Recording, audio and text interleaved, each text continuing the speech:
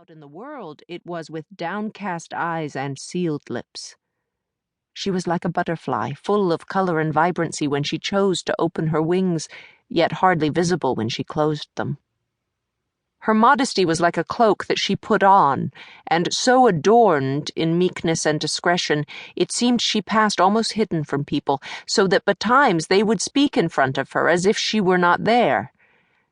Later, at board, if the matter was fit for childish ears, she would relate this or that important or diverting news she had gleaned about our neighbors and how they did. Oft-times what she learned was of great use to father in his ministry or to grandfather in his magistracy.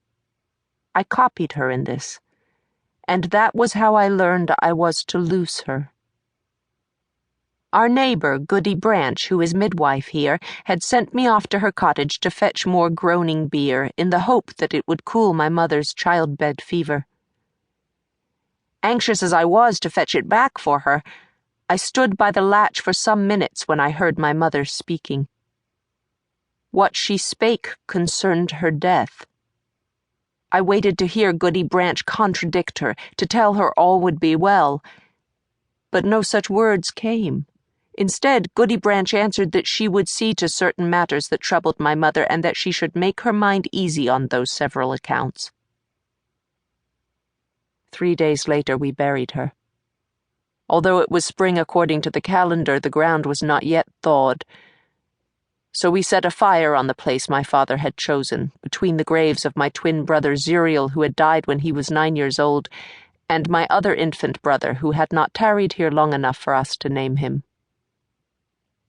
We tended the fire all through the night. Even so, at dawn, when my father and Makepeace commenced to dig, the shovel rang on that iron-hard earth. The sound of it is with me still. The labor was such that father trembled all over afterward, his limbs palsied with the work of putting her to rest. So it is out here on this island, where we dwell with our faces to the sea and our backs to the wilderness. Like Adam's family after the fall, we have all things to do. We must be fettler, baker, apothecary, gravedigger. Whatever the task, we must do it, or else do without. It is near to a year now since my mother's death, and since then I have had charge of Solace and of the keeping of this house.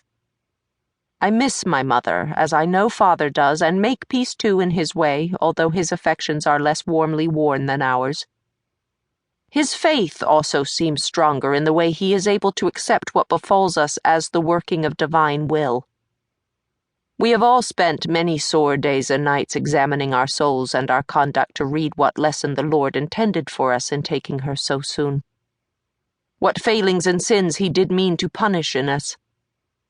And though I sit in prayerful reflection with my father on this matter of our spiritual estate, I have not given to him the ground of what I know to be true. I killed my mother. I know that some would say I was a child who Satan trickster toyed with, but as to soul there is neither youth nor age. Sin stains us at our birth and shadows our every hour. As the scripture tells us, their foot shall slide in due time. Loose one's footing, as I did, and age matters not. One cedes all claims to childish innocence.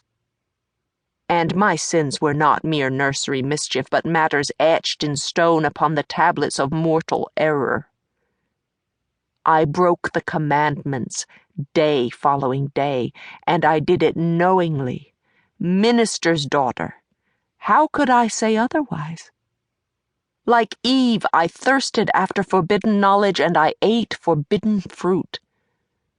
For her, the apple; for me, the white hellebore.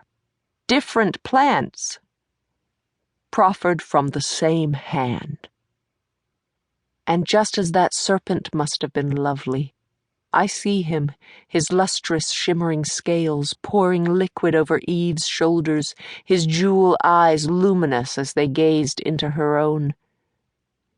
So too did Satan come to me in a form of irresistible beauty. Break God's laws and suffer ye his wrath.